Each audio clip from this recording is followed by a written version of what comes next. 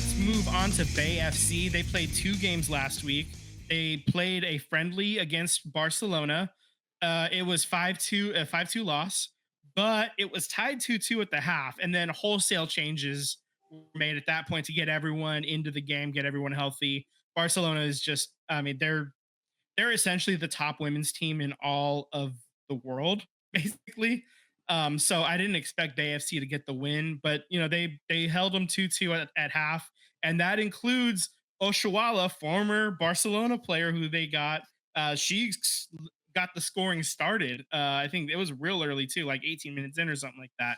So so it was nice to see her put one in the back of the old onion bag. And then so that was a lot of fun, and people took their pictures, and the Barcelona team, walked over the bridge with the Bay FC team and waved at the fans. They threw stuff into the crowd. It was a nice, fun, international friendly moment, and everybody got to play and nobody got hurt. So overall, thumbs up, good work. That's what we like to see.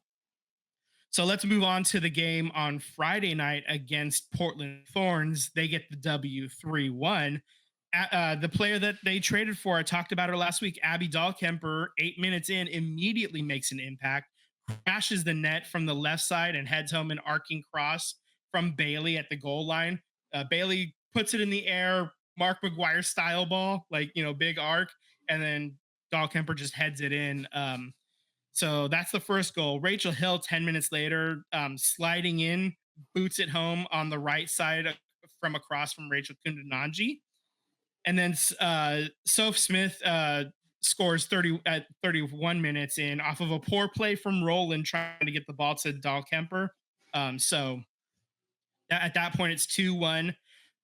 So we go into the second half. The sub, Joelle Anderson, comes on.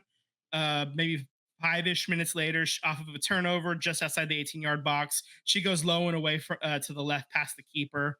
Kundananji got a yellow card in the 73rd minute. And then also one of the Portland players, Jess Fleming, got a yellow card in the 83rd minute for pulling down Kiki Pickett's jersey on a foul.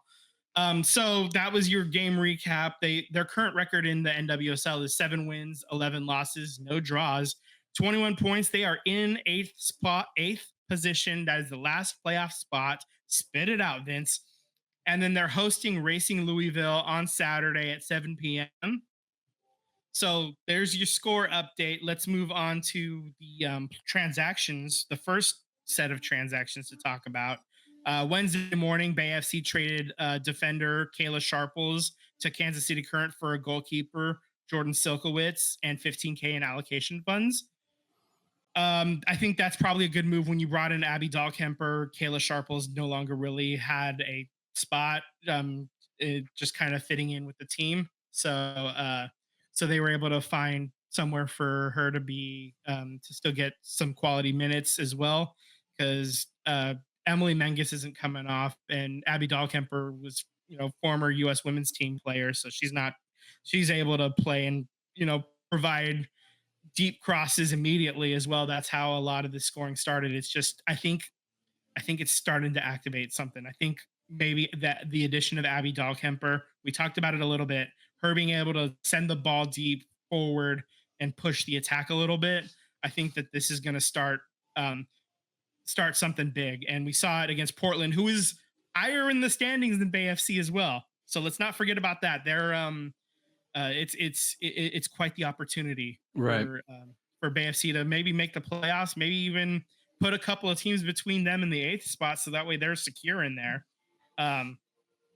Obviously wish Kayla Sharples all the best. She played a lot of quality minutes as well. And good luck in Kansas City, and maybe we'll meet in the playoffs with her. Who knows? We'll see. The next slide, Tim, for one more addition happened just on Saturday, just before the transfer portal closed. Bay FC acquired Penelope Hocking, a forward from Chicago, for $250,000 in transfer funds this year and another $100K in transfer funds in 2025. So they're really just adding more and more scoring depth as well. So if you can connect, if you can make Abby Dahlkemper connect with these forwards with Rachel Kundunanji and Oshuala, and now Hocking as well. That's all signs of good things to come. One more bit of news from BFC: they extended Alyssa Malonson, who is one of their defenders, for through 2027, and this is all happening under this new collective bargaining agreement as well. So I actually listened to a different podcast, the Women's Game from the Men in Blazers Network, and they were talking to the NWSL Player Association president as well, and they were talking about that. So that's a good listen. Provides a lot more insight as well. But the ability to like they just kind of went in, and it was a couple years early, so they didn't have to negotiate till 2026, but I think the league saw that they needed some good press after some really bad like things happening the past few years, especially during the pandemic, especially in North Carolina specifically.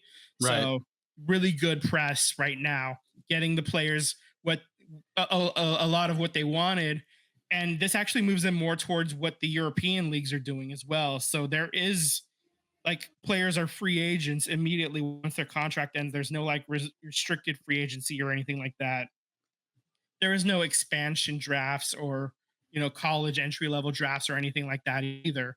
So this is just moving the league more towards what the rest of the world is doing with soccer, and I think it's overall it's going to be a good thing in the long run. More quality players are going to want to come here now Yeah, I think to the so. I think NWSL. if there was ever any hope for MLS, Yeah, yeah, maybe take a page out of that book. I mean, if you're not going to run on the same schedule, at least run with the same rules. And right. that's kind of what NWSL is doing right now. And we'll see how it shakes out over the next, few years. But I like where it's going.